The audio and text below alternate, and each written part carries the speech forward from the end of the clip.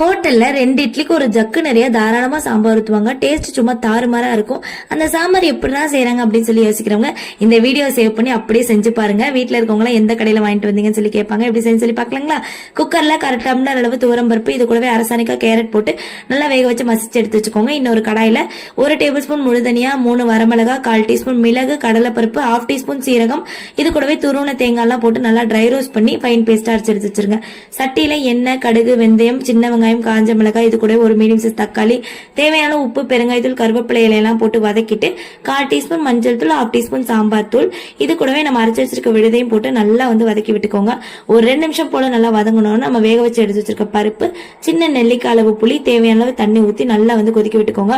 ஒரு 10 நிமிஷத்துக்கு அப்புறமா நல்லா சாம்பார் சலசலம் கொதிச்சு வந்ததுக்கு அப்புறமா இது கூட கொஞ்சமா வெல்லம், கொத்தமல்லி தலையெல்லாம் தூவி சுட்ட சுட சர்வ் பண்ணுங்க. அட்டகாசமா இருக்கும். ட்ரை பண்ணி பாருங்க. பாய்.